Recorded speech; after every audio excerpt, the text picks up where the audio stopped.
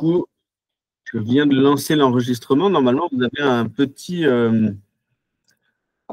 logo enregistrement qui a dû s'afficher. Vous me confirmez ça? Oui. Oui, je l'ai vu. En haut à gauche. Okay. Parfait.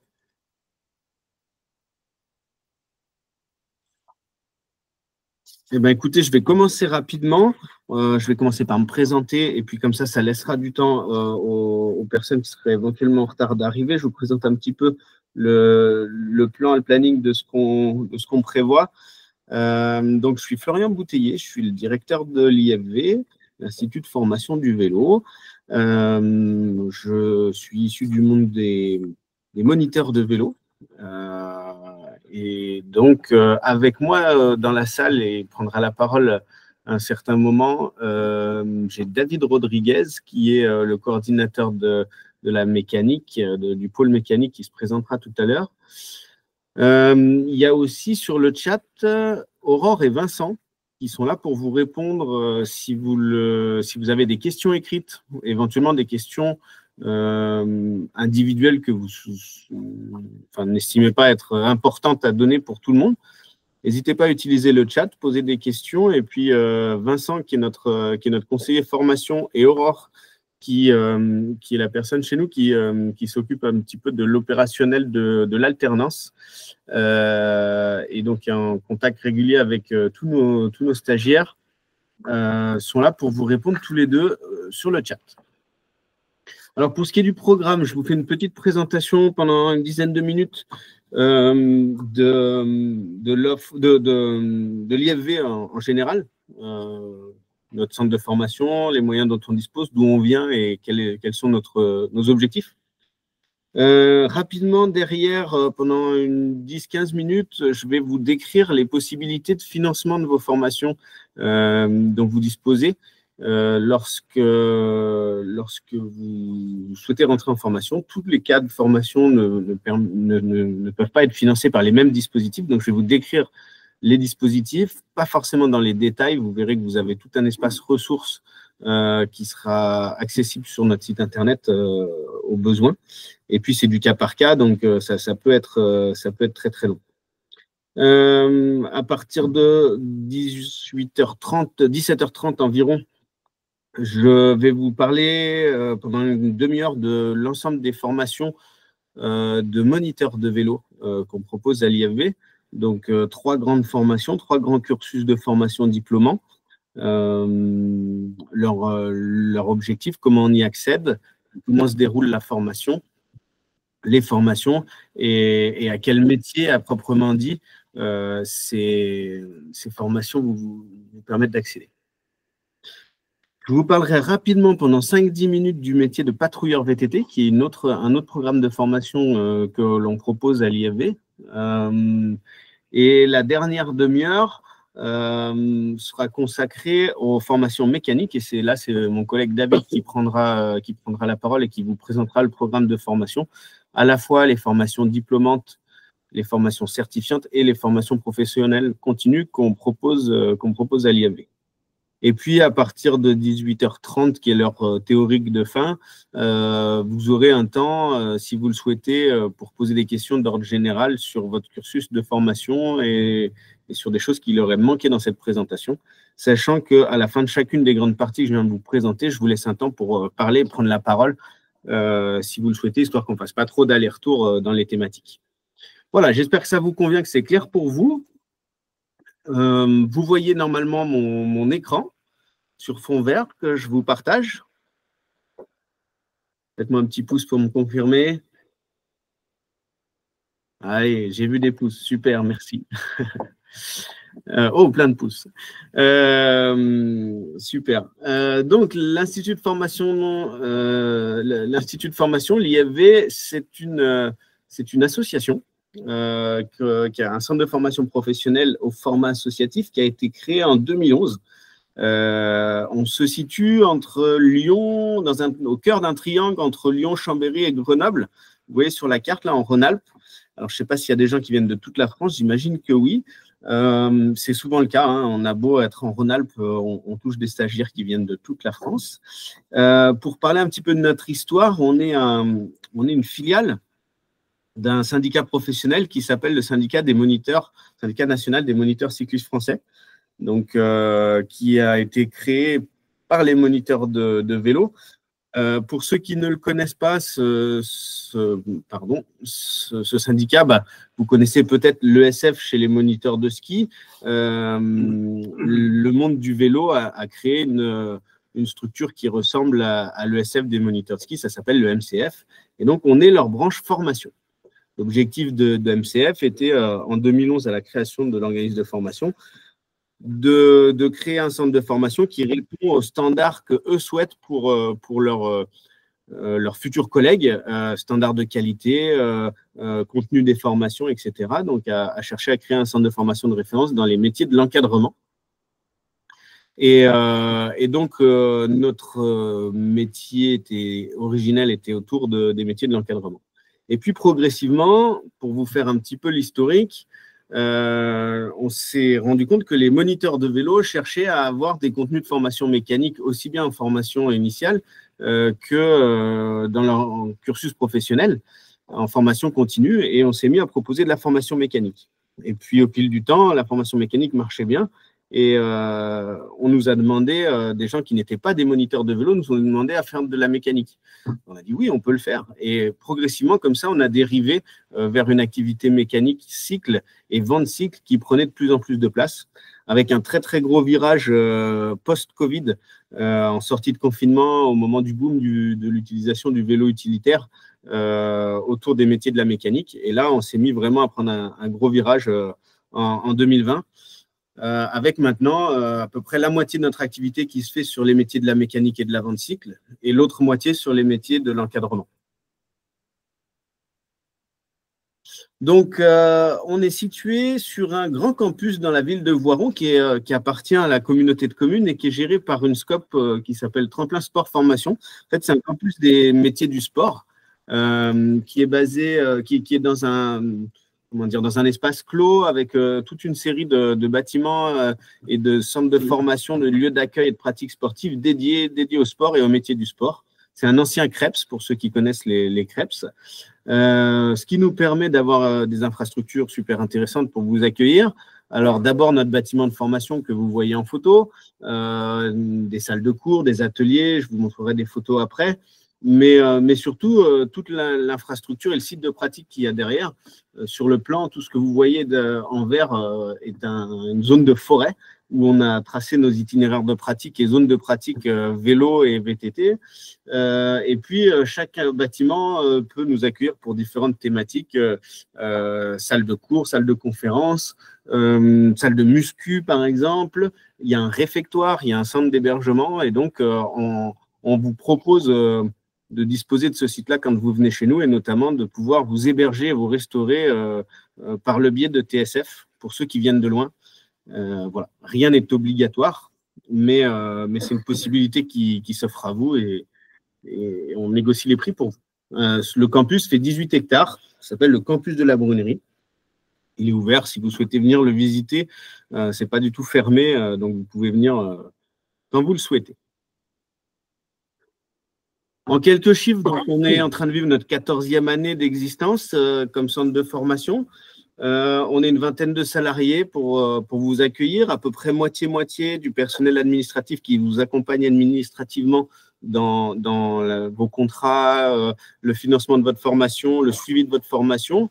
Et puis, l'autre moitié des formateurs, l'autre moitié des salariés sont des formateurs. Tout le monde est issu du terrain, soit pour y avoir passé des années, soit pour certains, pour y être encore. On a un certain nombre de nos collègues qui sont à temps partiel et qui ont toujours un pied dans leur activité professionnelle, ce qui permet d'être toujours au contact de l'emploi réel et des besoins du métier, que ce soit chez les moniteurs ou chez les mécaniciens cycles. Mais pour pouvoir accueillir les 900 contrats de formation qu'on fait par an, sur à peu près 600-650 stagiaires par an, certains font plusieurs formations en venant chez nous. ça ne suffit pas. Et donc, on s'appuie sur un gros réseau autour de nous de formateurs occasionnels, de jurys pour les examens aussi, de magasins qui accueillent et d'écoles de vélo qui accueillent nos stagiaires. Et puis, d'un point de vue logistique et opérationnel, on a 2 grands ateliers de mécanique cycle de 10 postes chacun, tout équipé. Et puis, un showroom, ce qu'on appelle un showroom, un magasin fictif où on peut faire les exercices de vente de matériel et de cycle et de vélo pour les formations de techniciens vendeurs cycle. Voilà en image un petit peu ce qu'on vous propose quand vous êtes chez nous. Donc, les formations de terrain de moniteurs notamment vont être une alternance entre des moments en salle de classe, des moments en atelier parce qu'il y a de la mécanique aussi, et puis une partie importante du temps de formation, à peu près 60% du temps de formation se passe dehors, sur le vélo, entre stagiaires, mais aussi avec du public support. Ça peut être du scolaire, ça peut être des clients réels qu'on vous fait encadrer pendant votre formation. Et puis, vous verrez après que les cursus de formation ne sont pas constitués seulement du temps de formation en organisme de formation, mais aussi de toute une phase d'alternance ou d'apprentissage suivant le format auquel vous souscrivez votre formation et qui représente une partie très importante du temps de formation. Rapidement, pour vous montrer nos formations principales et les cursus qu'on propose. Donc, on a vraiment 3 grandes thématiques que je vous présentais tout à l'heure. Vous n'arrivez peut-être pas à lire ce qui est en petit, mais ce sera décrit par la suite. Vous avez tout ce pôle sur l'encadrement du vélo et du VTT avec 3 diplômes différents pour 3 métiers différents qui vous sont proposés. Vous avez un pôle autour de la mécanique cycle avec 2 grands métiers. On propose 2 titres pro, mais un principal parce qu'on en détient l'habilitation. L'autre, c'est un partenariat avec un autre organisme de formation qui nous sous-traite le titre. Mais on propose la fameuse formation connue de technicien vendeur cycle. Et puis, on a développé un autre cursus de monteur préparateur cycle pour les gens qui cherchent à rentrer dans l'emploi un peu plus rapidement et à pas forcément passer par une formation diplômante. Et le troisième grand pôle métier, c'est l'entretien des espaces de pratique avec le CQP de patrouilleurs VTT, bike patrol comme on les appelle, ou pisteurs VTT, dont le métier consiste à aller intervenir dans les bike parks en station, essentiellement en station, entretenir les bike parks et assurer les secours et la sécurité sur les sites de pratique. Voilà pour ce qui est de l'offre de formation et de l'IFV. Est-ce que ça suscite des questions ou est-ce que je passe à la partie financement?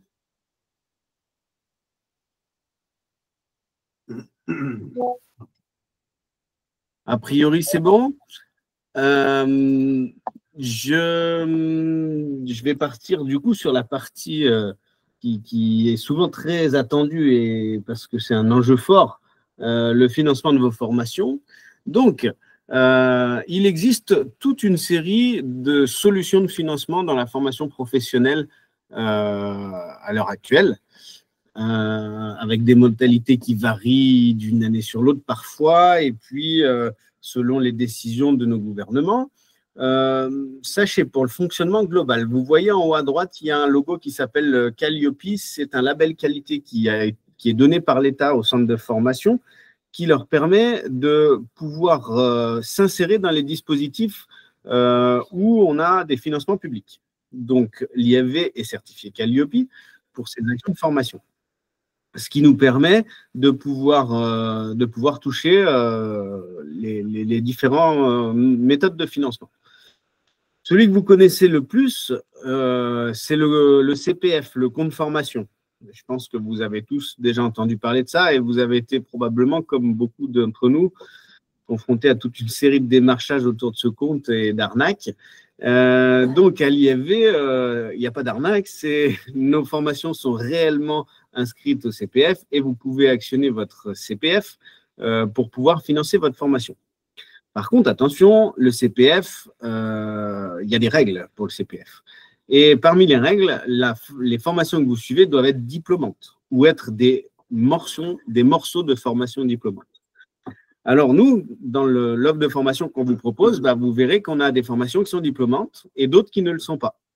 Elles sont certifiantes ou elles donnent lieu à des attestations de compétences, comme une bonne partie de nos formations professionnelles continues. Donc, dans ces cas-là, ces formations-là ne peuvent pas être prises en charge par le compte formation. Par contre, elles peuvent être prises en charge par d'autres modes de financement. Dans les financements très connus, vous avez celui de France Travail. France Travail, dans le cadre de l'accompagnement, si vous êtes demandeur d'emploi, qui vous fournit, que vous soyez indemnisé par Pôle emploi ou non indemnisé et seulement inscrit, France Travail peut, c'est son rôle, vous aider à préparer votre avenir professionnel et votre retour à l'emploi. Et dans ce cadre-là, vous financez ou vous accompagnez dans le financement de votre formation professionnelle. Donc, nos formations sont inscrites sur les portails de France Travail et vous pouvez les activer. Si vous êtes un jeune de moins de 25 ans, on ne passe pas par France Travail. En général, on passe plutôt par les missions locales. Il y a un accompagnement spécifique et renforcé pour les jeunes. Donc, passez plutôt par les missions locales qui sont dédiées à ça. Mais l'accompagnement ressemble quand même beaucoup à celui de France Travail. Ils actionneront d'autres leviers de financement. Les régions peuvent vous aider. Je mets en particulier la région Rhône-Alpes parce qu'on est en région Rhône-Alpes et on a un nombre important de nos stagiaires qui viennent de la région Rhône-Alpes. Les régions peuvent financer, notamment pour les jeunes de moins de 30 ans, financer certaines formations longues sous réserve de toute une série de critères, etc., etc. Vous avez aussi un dispositif qui est très en vogue pour les jeunes et qui souhaitent rentrer dans les parcours d'emploi liés au sport. C'est un dispositif qui s'appelle Sésame et qui permet des financements qui sont assez efficaces, qui peuvent parfois vous prendre toute votre formation en charge, mais aussi certains frais annexes si vous êtes dans le besoin sur l'hébergement, la restauration, etc. Donc, c'est un dispositif qui peut être très, très intéressant. Transition Pro, le gros logo que vous voyez en haut. Donc ça, c'est un dispositif qui est plutôt destiné aux en emploi à l'heure actuelle, que ce soit des emplois salariés ou non, et qui souhaitent se reconvertir, changer d'orientation professionnelle. C'est un droit reconnu en France. Et dans chaque région, vous avez un organisme qu'on appelle Transition Pro qui vous accompagnera pour vous aider dans cette transition professionnelle. Alors, c'est un dispositif qui ne marche pas à chaque fois. Il y a un système de points. Il faut l'accord de l'employeur. Ça vous permet de partir en formation en étant encore sous contrat avec votre employeur et dans le cadre d'un accord de transition pro, votre salaire, votre temps, votre rémunération pendant votre formation est prise en charge par l'organisme Transition Pro et n'est pas à la charge de l'employeur. Mais pour autant, vous n'êtes pas dans votre entreprise, donc manque à gagner pour le patron, donc il faut son accord. Alors, la première fois, il peut dire non, et à partir de la seconde, il est plus ou moins obligé, sous réserve que vous obteniez l'accord de Transition Pro pour pouvoir participer.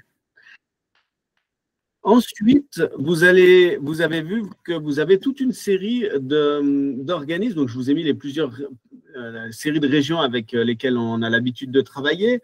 On travaillerait, s'il fallait, avec d'autres régions. Mais à droite, vous avez tout ce qu'on appelle les OPCO, les opérateurs de compétences. Je ne sais pas si vous connaissez ces organismes. C'est les organismes dans chaque branche professionnelle qui collectent les taxes liées à la formation professionnelle qui sont appliquées sur les salaires que les employeurs vous versent ou que vous versez vous en tant qu'employeur. Parce que ça existe aussi pour les indépendants. Il y a le FIFPL et l'AGFIS. Ces prélèvements vous donnent des droits à la formation professionnelle dans votre cursus et votre employeur peut vous envoyer en formation dans le but de développer, par exemple, une nouvelle branche, des nouveaux produits, des nouvelles compétences dans l'entreprise, etc. Donc, les OPCO peuvent être aussi activés pour la formation. Alors, tous ces logos, ça présente beaucoup de choses. Il y a aussi des choses qui sont dédiées au handicap avec la GFIP. Vous en avez toute une série de dispositifs européens qui permettent la mobilité européenne, etc., etc. Tous ces dispositifs sont complexes à activer. Notre travail, c'est de vous alerter là-dessus et de vous dire attention, soyez extrêmement prévoyants et prenez-vous-y très tôt pour pouvoir activer tout ça, prévoir tous ces modes de financement. Parce que quand ça ne fonctionne pas, si vous souhaitez réellement rentrer en formation, vous pourriez vous retrouver comme à peu près un quart de nos stagiaires à finir par payer vous-même la formation et ce n'est pas l'objectif. Si vous avez des droits, activez-les. Mais pour ça, ça vous demande de vous y prendre vraiment très tôt. On est là pour vous accompagner. Chez nous, vous avez Mélanie et Caroline qui sont les deux personnes qui vous accompagneront dans la constitution de ces dossiers de financement. Alors nous, on est là pour vous guider, vous donner les éléments, vous dire quoi collecter, vous donner toutes les preuves que vous allez devoir remettre à votre organisme financeur. Par contre, je suis vraiment désolé, hein, on ne fait pas le dossier de financement à votre place. Ça, c'est vous qui le faites, c'est vous qui avez la main, déjà parce qu'on n'en a pas le droit, et puis parce que il y a un certain nombre de choses qui ne dépendent que de vous. Donc, soyez prévoyants. Voilà pour ça. Si vous cherchez de l'info précise qui va au-delà de ce que je viens de vous raconter, vous avez sur notre site formation-vélo.com un onglet dans Info qui s'appelle Financer sa formation et on passe tous ces modes de financement dans le détail en vous donnant toutes les infos qu'il y a à savoir, en vous donnant les liens où activer ces leviers-là, etc., etc. Donc, n'hésitez pas à aller dessus. Vous trouverez beaucoup d'informations.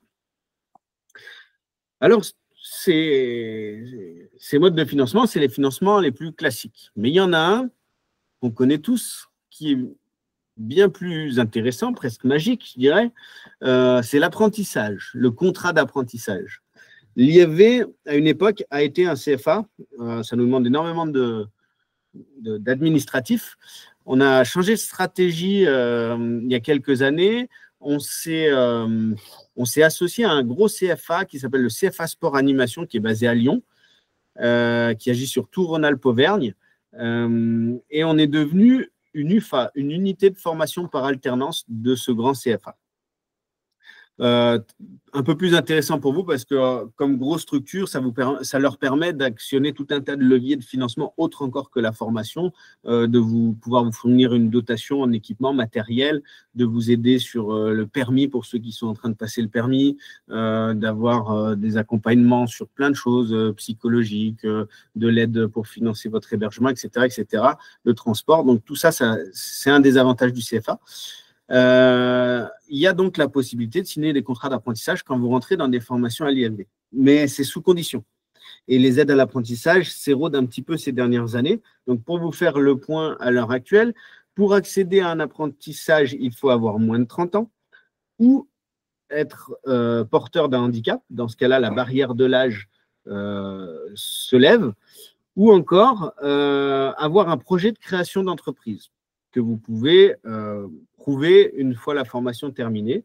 Si vous partez sur une création d'entreprise, vous avez le droit à l'apprentissage même au-delà de 30 ans. Pour pouvoir actionner ce levier sur la formation d'apprentissage, vous devez être sur une formation de plus de 400 heures. Les formations de moins de 400 heures ne sont pas éligibles.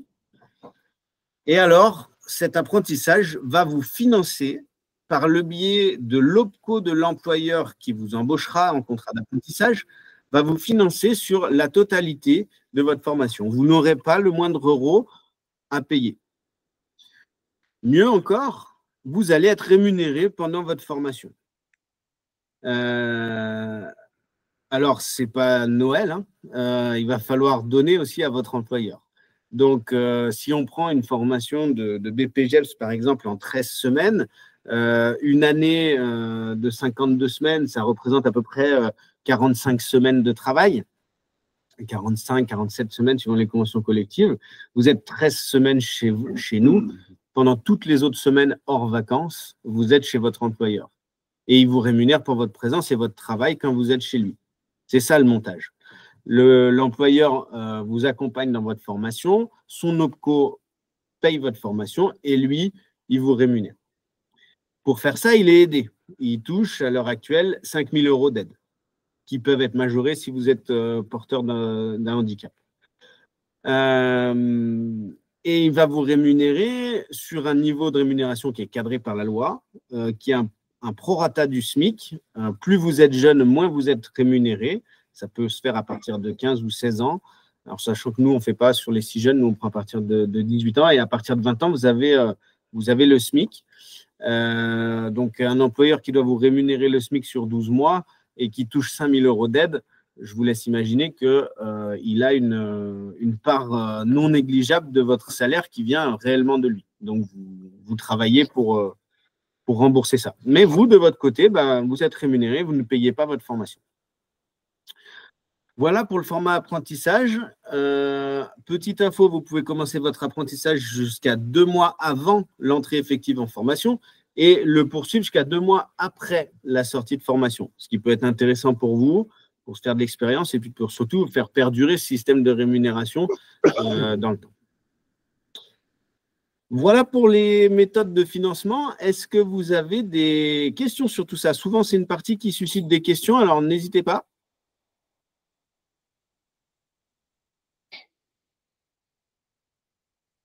Pas de questions? Tout était super clair?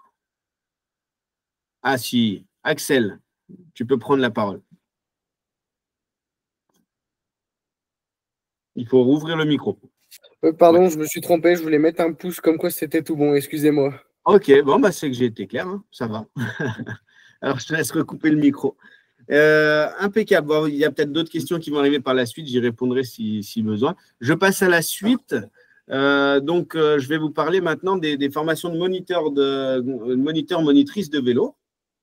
De vélo ou de VTT, parce que vous allez voir qu'il y a plusieurs spécialités. Donc, comment est réalisée et constituée l'offre de formation? Pardon, je suis allé trop vite. Il y a 3 niveaux de formation à l'heure actuelle. Vous avez 3 diplômes pour 3 métiers. Le CQP animateur mobilité à vélo, qui est un diplôme qui est dédié à l'enseignement de la mobilité à vélo, le vélo utilitaire. Vous avez le BPGEPS, qui est le métier généraliste des activités du vélo, BPGEPS, activités du vélo, qui vient d'être réformé au 1er janvier. Donc là, vous êtes vraiment sur un diplôme d'initiation, de découverte, de loisirs. C'est le diplôme touristique par excellence, celui qui vous permet d'enseigner toutes les disciplines du vélo, sans rentrer dans un volet performance. Et puis, vous avez le DEGEPS, diplôme d'État, qui, lui, vous donne le titre d'entraîneur, qui est dédié à la performance, au haut niveau, à l'engagement à vélo, et qui vous permet notamment, et je sais que ça intéresse souvent beaucoup de monde, l'enseignement des activités Gravity, notamment la descente et l'enduro, qui sont des activités en vogue en ce moment. Donc, voilà les trois métiers. Donc, le raisonnement qu'il faut que vous ayez et qu'on vous incite vraiment à avoir, pour ceux qui ont déjà eu Vincent au téléphone, il a eu cette démarche avec vous, ça a été de vous demander, quand vous nous dites « je veux devenir moniteur ou monitrice de vélo », on vous dit « qu'est-ce que tu souhaites faire et dans quel cadre et où, dans quelle région ?» Parce que nous, notre travail, c'est de vous guider vers le bon diplôme. Vous allez voir que chacun de ces diplômes, ils sont plus ou moins durs à passer, plus ou moins longs et plus ou moins chers. C'est lié. Et donc, notre idée, ce n'est pas de vous envoyer vers le diplôme le plus long et le plus dur alors que vous avez un projet qui ne le nécessiterait pas et que ça va générer pour vous beaucoup de travail, beaucoup de stress, etc. Donc, on essaie de vous guider dans les bons questionnements, quoi. Qu'est-ce que je cherche à faire? Pourquoi je veux devenir moniteur ou monitrice de vélo? Et donc, quel diplôme choisir pour pouvoir accéder à mon rêve, quoi, si on peut parler de rêve. On vous déconseille de fonctionner autrement, c'est-à-dire, par exemple, de dire je veux être DEGEPS ou je veux être BPGEPS, mais je n'ai pas réussi les sélections et du coup, je vais prendre le diplôme inférieur pour lequel l'entrée est plus facile et de vous engager dans un cursus de formation qui, finalement, ne vous permettrait pas d'accéder à ce pourquoi vous êtes là, en fait. Voilà, préparez-vous plus, on vous accompagne, on a des stages de préparation, etc. pour ça, mais allez vers le bon diplôme. Et à l'inverse, choisir une formation longue et difficile qui vous mènerait soit vers un échec ou un découragement ou ou une dépense d'argent excessive alors que votre projet professionnel ne le nécessitait pas nécessairement. C'est dommage. Vous serez moins spécialiste que si vous aviez pris l'autre formation et vous allez devoir attendre beaucoup de temps avant d'aller travailler. Donc voilà, ça c'est tout le travail de Vincent. N'hésitez pas à l'appeler. C'est lui qui répond au téléphone de l'IFV. C'est lui qui répond derrière les mails contact@formation-vélo.com et qui vous guidera sur tout ça. Maintenant, ces trois cursus de formation, je vais vous les passer en détail. Mon diaporama, voilà. Ne tournez pas. Donc, le CQP animateur mobilité à vélo. CQP, ça veut dire certificat de qualification professionnelle. C'est un diplôme de branche et c'est la branche du sport qui nous habilite pour vous le délivrer. C'est un diplôme de niveau 3. Niveau 3, c'est niveau CAP qui dure 150 heures, qui se passe sur 3 semaines de formation chez nous, plus un stage et les examens. 4 semaines et demie en tout, étalé sur à peu près 3 mois. Et il est en cours de réforme. Il va être probablement changé de format à l'automne. On est un petit peu dans l'attente des décisions des autorités là-dessus et passera probablement sur 5 semaines. C'est le diplôme dédié à la mobilité. Vous n'avez le droit avec le CQP-AMV que de travailler dans le secteur de la mobilité et notamment l'enseignement scolaire, qui est une part de marché dans l'enseignement du vélo qui est très importante. Vous connaissez peut-être le savoir rouler à vélo, le SRAV, le SRAV, qui est vraiment source d'emploi pour les moniteurs de vélo, quel que soit leur diplôme. Le CQP-AMV peut travailler dans le cadre du savoir rouler à vélo et aller faire toutes les parties du savoir rouler à vélo, mais aussi l'enseignement à la mobilité pour les adultes, pour les personnes porteuses de handicap, pour voilà, le milieu social, très souvent urbain. Voilà. Interdiction avec un CQP-AMV d'aller faire du loisir, d'aller faire du sport, d'aller faire du club, d'aller faire de la découverte vélo pour le vélo. On est vraiment sur l'axe mobilité. Encore moins de l'entraînement, vous entendez bien. Ensuite, le BPGEPS activité du vélo. Un diplôme de niveau 4, niveau bac, qui se passe sur une année entière de formation, 455 heures de cours plus les examens, c'est 13 semaines. Michael, je termine sur le BPAV et je te donne la parole tout de suite après. Donc, 13 semaines étalées sur une année et comment dire, dont le métier, la spécialité, c'est le tourisme à vélo. Donc là, dans ce cadre-là, vous êtes capable d'enseigner toutes les activités du vélo, route, BMX, VTT, mais pour chacune de ces activités, vous avez une limitation de prérogatives. Vous n'allez pas aller sur les niveaux experts. Mais ça vous permet de travailler pour les clubs, FFC, FF Vélo, de travailler aussi en mobilité, hein, qui peut le plus, peut le moins. Tout ce qui est à la gauche de la colonne que vous choisissez est réalisable. De vendre du voyage, de vendre des sorties touristiques, quelle que soit la région. Si vous travaillez en montagne, vous allez pouvoir vendre, par exemple, ce qui marche beaucoup dans les stations, des balades découvertes en vélo électrique, etc., etc. Randonnée descendante non technique, tout ça, c'est possible. Par contre, il est interdit de faire de l'enduro, de la descente et du VTT technique qui dépasse le niveau technique de la classe 2. Alors, je ne vais pas rentrer dans le détail des enseignements techniques du VTT, mais la classe 2, c'est une liste de techniques qui sont de l'ordre du pilotage à VTT. Voilà, ce qu'on ne fait pas en découverte, hein, et la découverte, c'est le gros du marché de l'encadrement à vélo dans le cadre du loisir et du tourisme. Michel, tu avais des questions? Oui, c'était. Est-ce que tu peux préciser à chaque fois la période d'entrée là au niveau de l'IFV? Alors non, je ne peux pas. Je vais t'expliquer pourquoi. Le BP activité du vélo, on a 2 entrées par an. Donc, disons que pour le BP, je peux, c'est soit le mois de mai, soit le mois de septembre. Sachant que cette année, on est sur une année de réforme et donc la réforme a pris du retard. Je ne sais pas si vous avez vu, mais on n'avait pas de ministre pendant un temps cet hiver-là. Les papiers n'ont pas été faits très tôt et donc du coup, on ne pourra pas faire de rentrée en mai administrativement. Personne n'est prêt, ni nous, ni les Dragestes, ni le ministère des Sports. Donc, il n'y aura qu'une rentrée en septembre cette année. Et ensuite, mai et septembre. Là où je ne peux pas, c'est plutôt sur le CQPMV parce qu'on a, je vous le montrerai après, on a plusieurs sites en France où on propose le CQPMV, Voiron, Lille, Mulhouse, Paris. Et sur chaque site, on fait entre 1 et 2 départs de formation par an. Donc, on a des départs un petit peu toute l'année, quasiment tous les 2 mois, quoi, si tu veux. Donc, n'hésite pas à aller faire un tour sur notre site web et tu verras toutes les dates. Sachant que là, en attente de réforme sur le CQPMV, pour l'instant, on est un petit peu sur la réserve pour l'annonce des dates 2026, 2025, 2026, parce qu'on a besoin que le nouveau programme de formation nous soit donné par le certificateur avant de vous proposer des dates et des cursus de formation, quoi. Je ne sais pas si ça répond. Oui, je vois le pouce levé. Ça répond à peu près à ta question, mais ce n'est pas très précis. Désolé.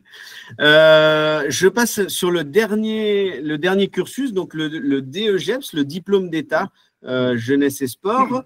Donc, il s'appelle AC, Activité du cyclisme. Attention pour ceux qui connaissent l'ancienne formule du BP. Le BP d'avant s'appelait AC aussi.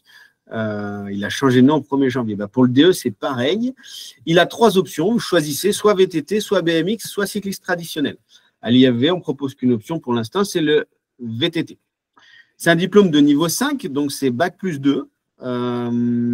Et vous avez un volume horaire de 630 heures en centre de formation, plus les examens. Ça représente 18 semaines à l'IFV. Ça s'étale sur 1 an aussi.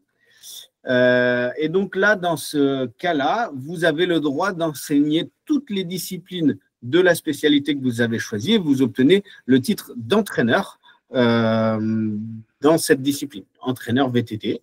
Donc là, on va beaucoup plus loin sur le volet technique, sur le volet biomécanique, sur le volet anatomie, physiologie, stratégie d'entraînement, programmation, etc. etc. Il n'y a qu'un départ par an à l'IFV. Je vois qu'Aurore vous a mis sur le chat prochaine rentrée 22 septembre. Et là, pour le coup, il n'y en a qu'un par an.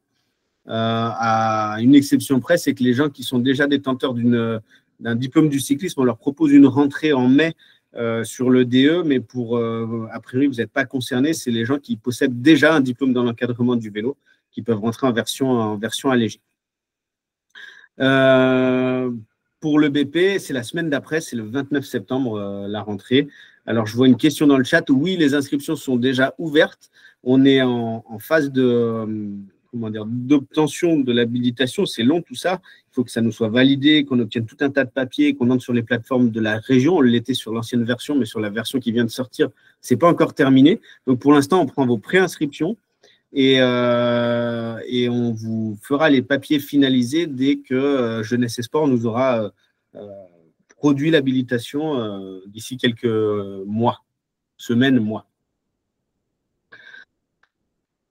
Parmi ces 3 formations, lesquelles sont éligibles au CPF? Je vois sur voilà, les 3. Les 3 sont éligibles au CPF parce qu'elles sont toutes les 3 diplômantes.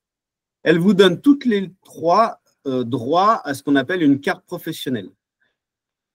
Il faut savoir que le code du sport en France définit que pour enseigner une activité sportive contre rémunération, quelle que soit la discipline, il faut posséder une carte professionnelle. Un petit peu comme un taxi a besoin d'une licence, comme une infirmière a besoin de son diplôme ou un médecin a besoin de son diplôme. On est sur des activités qui sont réglementées. Ces 3 diplômes vous donnent une carte professionnelle. Le CQPMV vous donne une carte professionnelle avec les prérogatives que je vous ai décrites, le BP une autre avec d'autres prérogatives et le DE avec des prérogatives plus libres. Donc, c'est des diplômes officiels reconnus par l'État, donc le CPF fonctionne et toutes les autres méthodes de financement aussi. Le BP fait plus de 400 heures, le DE fait plus de 400 heures, donc ces 2 formations-là sont éligibles à l'apprentissage, ce qui n'est pas le cas du CQPMV qui est trop court. Voilà pour la partie, la présentation de nos 3 offres de formation. Sur notre site, vous retrouvez ce petit visuel-là. Je ne vais pas vous le décrire ou vous le lire maintenant. En plus, vous avez peut-être du mal à le lire. Mais pour moi, il est assez représentatif des questions qu'il faut se poser. En gros, vous avez listé les différentes activités qui se vendent dans le milieu du vélo, que vous retrouvez sur la gauche. Et puis, vous avez un coche vert quand c'est possible avec telle formation, une croix quand ce n'est pas possible. Donc, vous, la démarche qu'il faut que vous ayez, c'est de mettre des croix peut-être à gauche du tableau sur voilà ce que je veux faire. Vous cochez tout ce que vous voulez faire. Et tant que vous n'avez pas une croix en face de ce que vous voulez faire, c'est que vous n'avez pas encore été chercher la bonne formation. Voilà, vous irez voir ça sur notre site. On va le mettre à jour avec les nouveaux intitulés de formation sous peu, là, mais ça ne change pas les prérogatives, les intitulés précédents, donc il n'y a aucun souci. L'ancien intitulé du BP, c'était BP Activité du cyclisme, mais l'ancien intitulé du DE, c'était DE VTT. Maintenant, c'est DE Activité du cyclisme. Je vous décris rapidement le cursus de… Enfin, est-ce qu'il y a des questions par rapport à ça? Avant que je vous décrive les cursus dans le détail. Oui, DME a levé la main. Ah non, c'était un pouce. Non? Oui, c'était un pouce. Donc, l'animateur mobilité à vélo, vous voyez son cadre d'emploi, sa tenue, on est vraiment sur la mobilité, le type de vélo qu'il utilise, son public. On est vraiment sur la mobilité, très souvent en milieu urbain, mais ça se développe aussi en milieu rural et majoritairement du temps avec du public enfant. Hein, on va pas se mentir, la photo n'est pas forcément révélatrice. D'ailleurs, c'est le diplôme phare pour enseigner le savoir rouler à vélo. Travailler dans le cadre du dispositif, le CE, qu'on appelle Génération Vélo, dont vous avez peut-être déjà entendu parler, qui est une méthode de financement pour le milieu scolaire du savoir rouler à vélo. Et donc, vous pouvez être labellisé Génération Vélo avec votre CQP AMV et vous devenez un spécialiste de la mobilité pro-vélo et vous êtes un ambassadeur de la pratique du vélo quotidienne. Voilà, vous pouvez travailler avec des magasins de vélo, dans des associations du réseau FUB, Fédération des usagers de la bicyclette, c'est des grosses sources d'employeurs, mais aussi les fédérations sportives qui enseignent le savoir rouler à vélo, ou développer une activité d'indépendant et proposer vos services en savoir rouler à vélo aux écoles, c'est tout à fait possible avec un CQPMV. On a beau avoir des prérogatives limitées, comme vous le voyez sur les graphiques d'avant, vous avez des gens qui développent des vrais business privés très florissant autour de cette activité de la mobilité. Ce n'est pas parce que les prérogatives sont limitées qu'on n'a pas une forte activité et des revenus qui peuvent être très honorables. Tout dépend comment vous décidez de travailler. Donc, 3 semaines, 105 heures en OF hors examen, plus le stage, étalé sur 3 mois et demi à peu près, je vous expliquais. Et donc, qu'est-ce qui est écrit sur la carte pro? Eh bien, animation de séance d'éducation à la mobilité à vélo, de l'initiation jusqu'à l'autonomie du pratiquant. Et donc, ça inclut, par exclusion, de fait toutes les pratiques de loisirs, de tourisme et les pratiques sportives et de compétition. Je vous l'ai dit, on passe à 5 semaines à l'automne. Et pour pouvoir rentrer en formation, quel que soit l'endroit où vous allez chez nous en formation, que ce soit à Voiron, à Lille, qui sont les deux principales antennes, mais aussi à Paris ou Mulhouse, vous allez devoir passer ce qu'on appelle des TEP. Les TEP, vous allez m'entendre plusieurs fois utiliser cet acronyme, c'est Test d'exigence préalable. Vous pouvez trouver sur notre chaîne YouTube assez facilement la vidéo qui présente l'épreuve technique des TEP, une épreuve de plateau où on place des plots sur un parking et on vous fait toute une série de tests d'habilité. Pour pouvoir rentrer en formation, il faut avoir validé ce test technique. Ensuite, si la formation n'est pas pleine, si la formation est pleine et que nous devons sélectionner des gens, on a un entretien de sélection interne à l'IFV. Et comme dans toutes nos formations professionnelles, vous allez avoir aussi une phase de positionnement. C'est-à-dire que moi, là, je suis en train de vous parler de volume horaire de programme. On est sur le programme théorique que la formation propose, notamment quand on est en formation sur un parcours de reconversion professionnelle. Mais à chaque fois, avant de rentrer en formation, avant de définir réellement le volume horaire que vous allez devoir faire, on a des entretiens qui nous permettent d'évaluer vos compétences déjà acquises dans votre vie professionnelle précédente, par vos diplômes acquis précédemment, etc. Donc ça, c'est le positionnement et ça donne lieu à un plan individuel de formation et parfois, vous avez des cours qu'on vous retire. Ça marche sur toutes les formations. J'essaie de trouver un exemple. Vous rentrez en DEGEPS et vous avez fait avant un master STAPS entraînement. eh ben, il y a certains cours d'anatomie, physiologie, de théorie sur l'entraînement qui vont vous être retirés parce que vous êtes déjà compétent.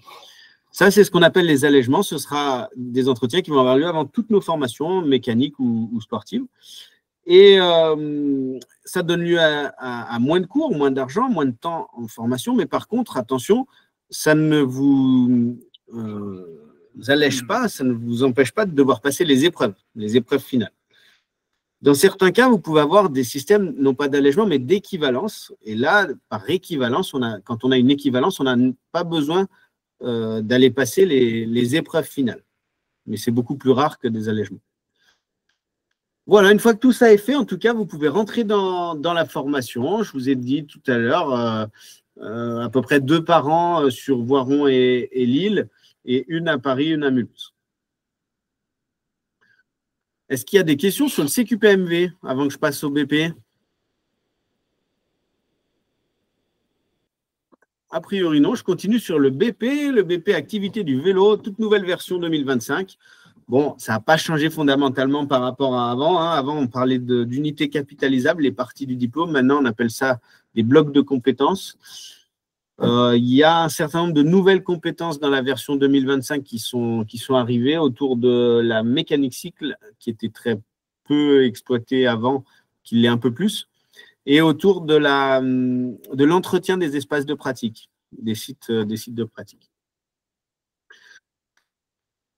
Le BPAV, il se passe en 13 semaines chez nous, plus les examens. Ça représente 350 heures de stage à réaliser en plus des 13 semaines. Donc, quand j'entends stage, c'est vous êtes chez votre employeur, dans la structure qui vous accueille, soit en apprentissage, soit sur un stage professionnel classique, et vous devez faire au moins 350 heures d'alternance. En fait, ces formations, si vous regardez à chaque fois, c'est un volume très important de mise en pratique professionnelle avec des vrais clients, avec un vrai patron ou un vrai tuteur de stage qui vous met dans la vraie vie, en fait, tout simplement. Et c'est des métiers qu'on apprend en travaillant, des métiers de terrain.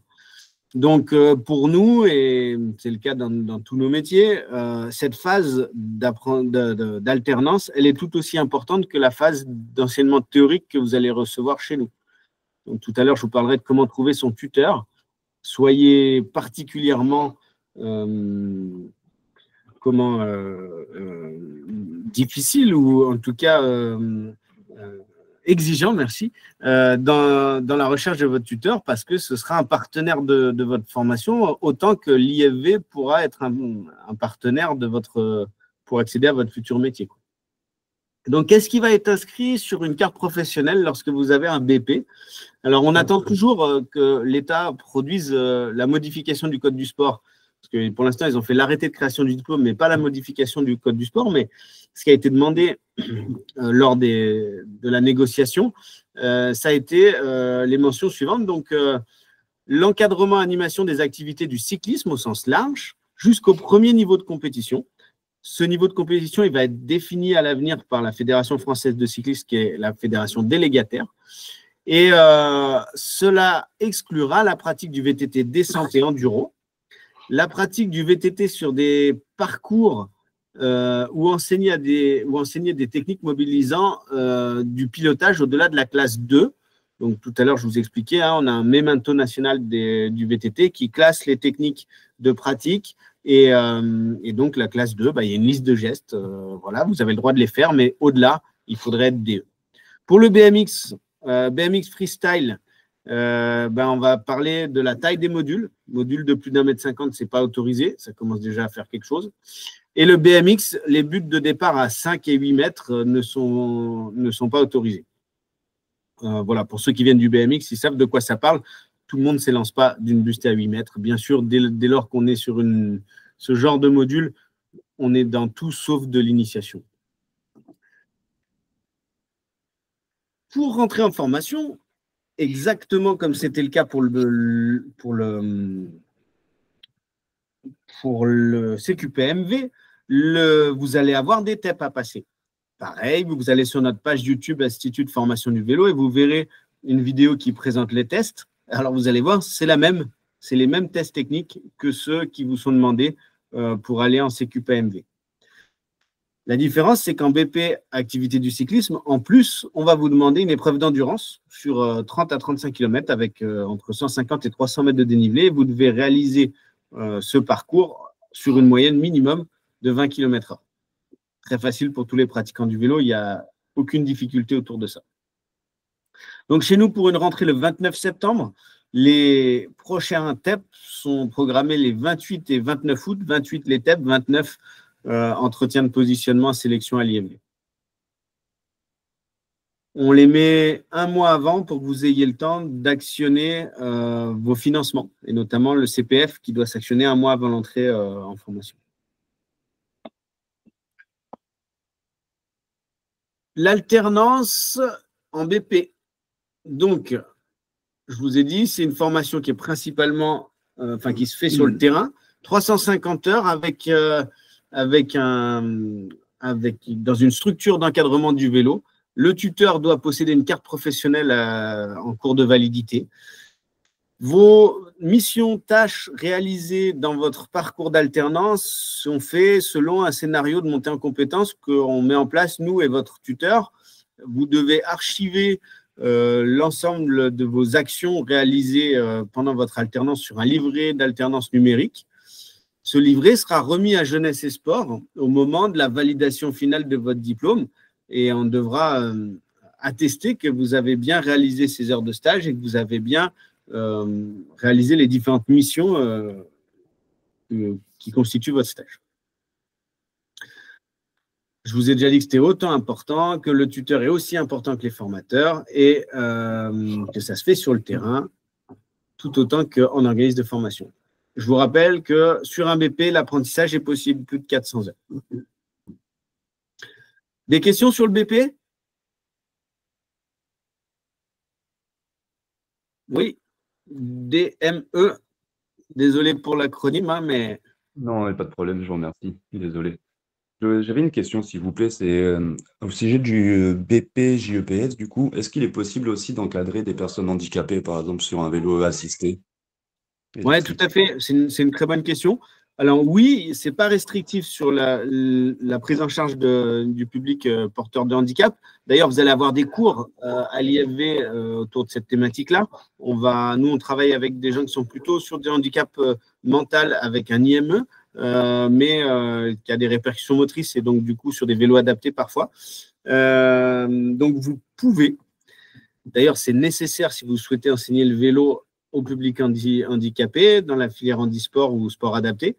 Par contre, il existe une formation spécifique handisport qui peut être parfois très, très utile d'aller passer en complément du BP activité du vélo. Si vous voulez vous spécialiser sur ce public-là, moi, je vous conseille fortement d'aller passer une formation complémentaire de spécialisation. C'est la Fédé handisport qui la proposera. Très bien, je vous remercie. Je suis en train de prendre note. Merci beaucoup. D'autres questions? Je passe à la suite. J'ai pris 5 minutes de retard, donc je vais essayer de les rattraper. Troisième et dernière formation de moniteur de vélo, ça va être celle du DE activité du cyclisme, option VTT, celle qu'on propose à l'IFV, diplôme de niveau Bac plus 2. Donc là, on était sur 13 semaines tout à l'heure en BP. Là, on passe à 18 semaines de formation, plus les examens, et un minimum d'heures de stage à faire de 460 heures dans une école de vélo ou une fédération. Le diplôme de DE-VTT, c'est celui qui vous permettra de devenir un spécialiste de l'activité du VTT. Vous devenez moniteur à part entière, rien ne vous est interdit dans les enseignements. Vous pouvez enseigner, encadrer toutes les disciplines du VTT, dont les disciplines Gravity, DH et Enduro. Vous pouvez aussi enseigner les disciplines les plus techniques, comme le trial, le dirt. Tout ça est possible, le freestyle, etc. Vous avez le titre d'entraîneur. Vous pouvez préparer des compétiteurs. Et c'est le diplôme phare pour enseigner en club et pouvoir suivre des gens sur un volet compétition. Alors, DME, je ne sais pas si c'est volontaire que ta main soit toujours levée. Du coup, je ne sais pas trop si tu veux parler. Ah, voilà, parfait. Merci. C'était celle levée de tout à l'heure. Donc, pour pouvoir rentrer en formation, eh ben, comme pour les autres formations, des tests d'exigence préalables. Alors là, l'organisation des TEP ne se fait plus directement à l'IFV, organisée par l'IFV, mais se fait organisée par la Fédération française de cyclisme, qui est la fédération délégataire de l'État, 2 fois par an. Une fois fin avril, début mai, une fois fin août. Donc, si vous souhaitez rentrer en formation chez nous le 22 septembre, par exemple, ben, il y a 2 types de personnes. Ceux qui attendent fin août et qui vont au TEP fin août, et puis ceux qui se disent « Oula, je vais être prévoyant, peut-être je peux rater ». Donc, je m'inscris au TEP de mai, et puis si jamais ça se passe mal, j'aurai la possibilité de passer les TEP d'août en plus. Vous avez la chance de suivre une visio qui vous informe que le taux de réussite des TEP est de l'ordre de 20%. Donc, tous les gens qui se présentent au TEP sont des VTTistes confirmés, voire des très bons VTTistes, et pour autant, 20% de réussite. Donc, soyez prévoyants, soyez malins, donnez-vous des chances pour réussir et pour éventuellement avoir plusieurs sessions de TEP devant vous. Je pense notamment aux lycéens, par exemple, qui seraient en première ou terminale et qui se disent « je ne vais pas pouvoir rentrer forcément cette année ». Ce n'est pas grave, passez les TEP, obtenez vos TEP. Ils seront valables l'année d'après et ça vous permettra de rentrer et de faire votre poursuite d'études sans accroc. Les TEP sont constitués de 3 épreuves. Une épreuve de descente, ce n'est pas la plus problématique. Vous devez faire 130% du temps d'un ouvreur si vous êtes un homme, 150 si vous êtes une femme. Voilà, c'est sur une piste rouge typée station. Une épreuve de cross-country. Donc là, par contre, ça fait énormément de dégâts. Donc ça, c'est la nouvelle version. Avant, c'était de l'orientation pour ceux qui ont connu jusqu'au 31 décembre de l'année dernière. Maintenant, on est passé sur le cross-country. Donc, il n'y a pas encore eu de session de TEP avec le cross-country. La prochaine est la première semaine de mai, là. Mais on pressent que ça va être au moins tout aussi dur que les précédentes, si ce n'est plus. Vous allez avoir un cross-country de 7 à 12 km à faire sur entre 200 et 600 mètres de dénivelé positif. 130% du temps de l'ouvreur pour les hommes et 150 pour les femmes, toujours pareil, même pourcentage. À faire avec le même vélo que l'épreuve de descente et que l'épreuve de trial qui arrive après.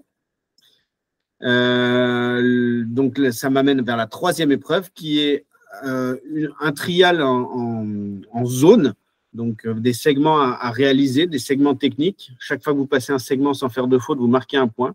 Il y a 10 segments, 2 fois 5 segments. Vous obtenez un point par segment. Si vous avez 7 sur 10 pour les hommes, vous passez 5 sur 10 pour les femmes. Voilà, donc tout ça, c'est pour réussir les TEP, il faut réussir les 3 épreuves. Et donc, on est sur du 150 personnes présents, entre 130 et 150 personnes présents et entre 20 et 45 personnes qui réussissent, quoi. Donc, suivant les sessions. Une fois que ça c'est fait, vous passez un entretien interne de sélection à l'IFV si les places sont chères. Parfois, les formations sont pleines. On vous fait un entretien de positionnement et on enchaîne sur la formation. Donc, l'alternance en DE, 460 heures, ce n'est pas très différent du BP. Vous enseignez en autonomie comme en BP à partir du moment où vous avez obtenu un petit examen en formation qu'on appelle les EPMSP, exigences préalables à la mise en situation professionnelle. Donc là, vous pouvez, pendant votre alternance, travailler comme un professionnel, sous la couverture de votre tuteur. Et donc, on est sur une formation de plus de 400 heures pour lesquelles l'apprentissage est possible aussi. Des questions sur le DE? Pas de questions sur le DE, je continue. Vous allez, pour pouvoir vous préparer à ces stages, pour pouvoir vous préparer à ces TEP, vous allez pouvoir trouver, si vous le souhaitez, si vous en ressentez le besoin, sur notre site, toute une offre de stage préparation pour les TEP aux 3 diplômes. Voilà, il peut être quand même très bon et très stratégique d'aller les faire avant. Les taux de réussite sur le DE, par exemple, donc on est entre 15, 20, 30% suivant les sessions si on n'a pas fait les stages prépa. Et les gens qui ont fait les stages prépa, on est au-delà de 50%, les stages prépa de l'IFV. Donc, c'est quand même un bon moyen de réussir, d'augmenter ses chances de réussite. Oui, André?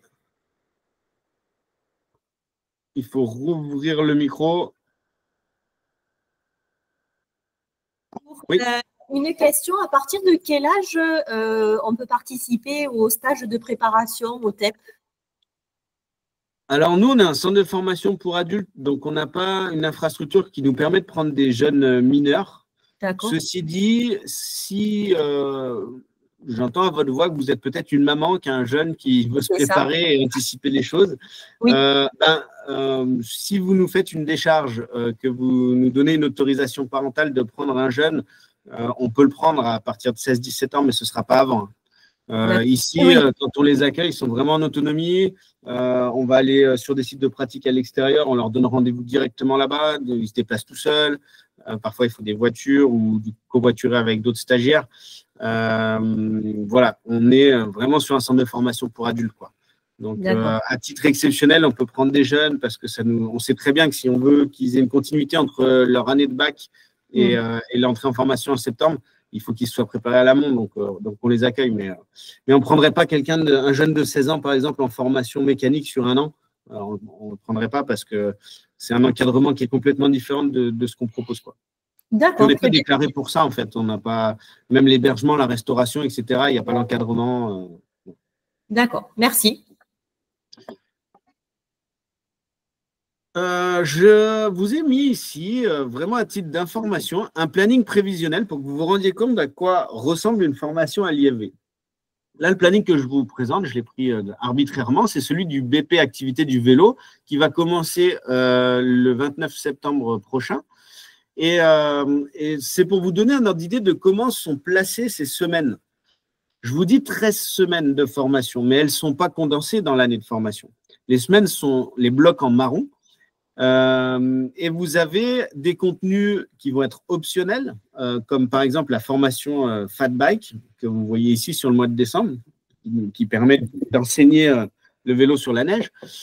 Vous allez avoir des contenus, une semaine de e-learning, que vous voyez à cheval sur mars et avril, donc des contenus à suivre à la maison. Alors là, je la place matériellement, c'est parce que c'est un peu la deadline où ces contenus doivent être suivis. Mais en fait, les contenus sont ouverts dès l'entrée en formation et le stagiaire les suit quand il veut chez lui.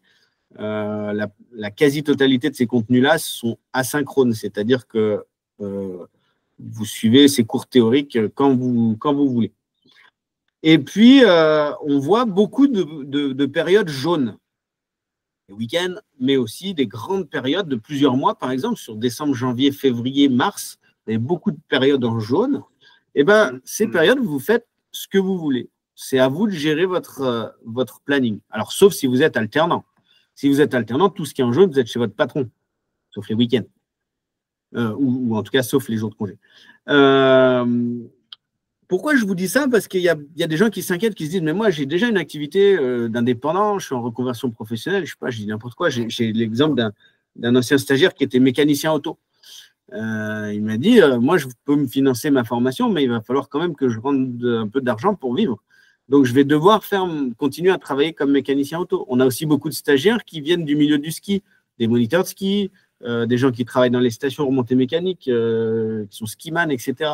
Donc, ils ont besoin de leur hiver. Vous avez vu, on conçoit les rubans pédagogiques pour qu'ils puissent réaliser leur autre activité professionnelle. Pour autant, il faut qu'ils gardent en tête que dans cette partie jaune, il y a un moment, il va falloir qu'ils placent leur minimum d'heures d'alternance qui est prévu.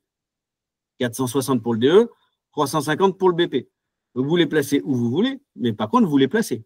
Parce que quand on arrive le mi-septembre aux examens, les heures d'alternance, elles doivent être terminées. Et vous allez présenter un projet, etc., que vous avez mis en place dans votre alternance. Donc, tout est menable de front, mais c'est quand même des années qui sont chargées professionnellement. Donc, ça demande beaucoup d'organisation. Voilà, là, c'est un BP. Sur un DE, il y a des semaines en plus, donc c'est encore plus chargé. Et sur un CQPMV, il y a moins de semaines, mais il y a aussi moins de temps, donc, mais le système est le même. Je vous parle beaucoup de l'alternance. Où trouver son alternance? Eh ben, il y a plusieurs réseaux. Là, je vous ai affiché la carte de France des moniteurs de vélo faisant partie des moniteurs cyclistes français, ce qui représente à peu près 75% des moniteurs en France. Il existe d'autres moniteurs qui ne sont pas sur cette carte, qui appartiennent à d'autres réseaux que vous pouvez contacter pour qu'ils vous prennent en tutorat ou en alternance en apprentissage. Vous avez vu comment elles sont réparties en France, hein. Voilà, prévoyez quand même soit d'être mobile, soit que vous n'aurez pas beaucoup de choix en fonction des régions de votre tuteur, quoi. Donc, le réseau FUB pour les CQPMV peut être un très très bon endroit où faire son alternance. La FFC, la FF Vélo aussi, et source d'emploi, source de vrais stages super intéressants et même d'apprentissage. N'hésitez pas à contacter ces réseaux fédéraux aussi. J'en ai fini pour les formations de moniteurs de vélo. Est-ce qu'il y a des questions?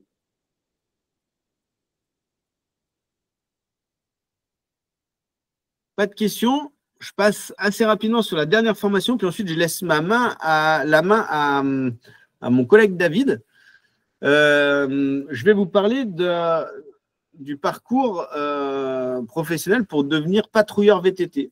Alors, ce métier de patrouilleur VTT, c'est un CQP, certificat de qualification professionnelle.